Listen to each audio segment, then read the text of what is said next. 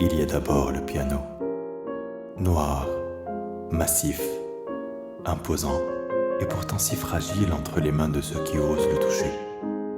Puis il y a une main qui cherche, qui s'exprime avant même que les mots ne viennent. Elle raconte une histoire que seul le cœur peut comprendre. Lui, c'est un enfant qui rêve d'un instant suspendu sur une scène, dans la lumière, face à des visages attentifs. Il rêve d'un silence plein. Juste avant la première note, il rêve d'offrir ce qu'il a de plus vrai. Ce rêve aujourd'hui, il le touche du bout des doigts.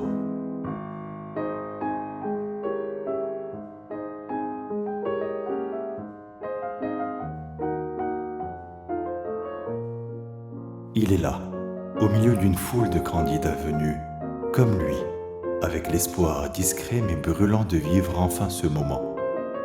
Tous attendent, silencieux, concentrés, que les portes s'ouvrent.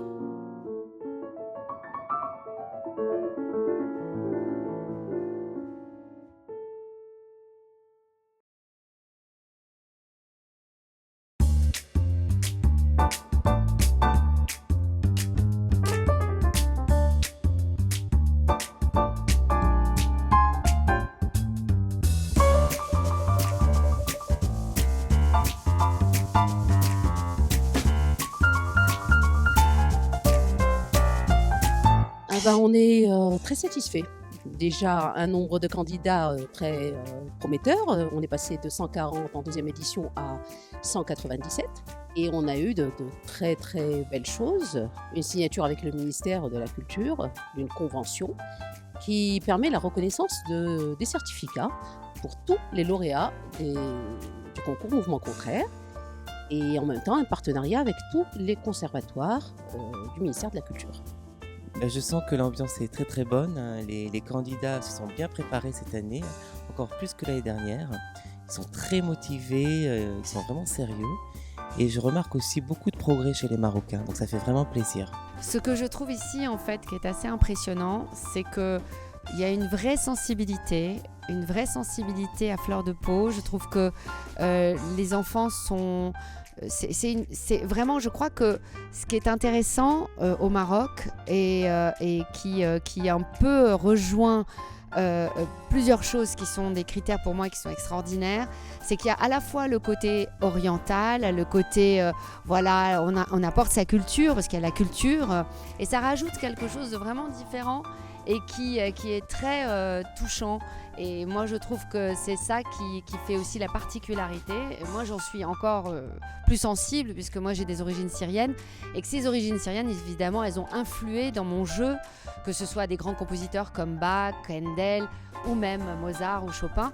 C'est évidemment, on ne voit pas la même chose, on ne joue pas de la même manière parce qu'on a notre influence culturelle. Donc, je pense que c'est ça qui fait la différence au Maroc avec ses origines culturelles.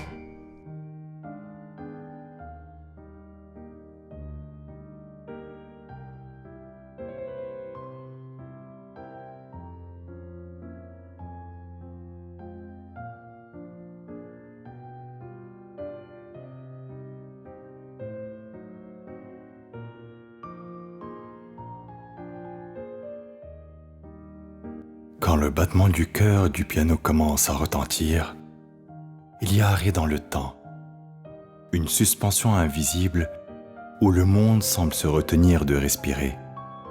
Ils sont tous là, à leur place, chacun avec sa propre lumière intérieure, son propre silence.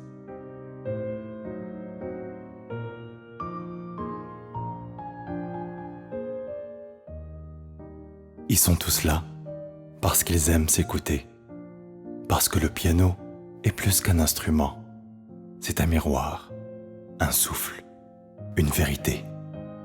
Ils sont là parce qu'ils aiment le défi. Il y a ceux qui montent sur scène le cœur tambour battant, espérant que la mémoire suive. Il y a celle qui sourit en entrant, comme si chaque note était un éclat de soleil.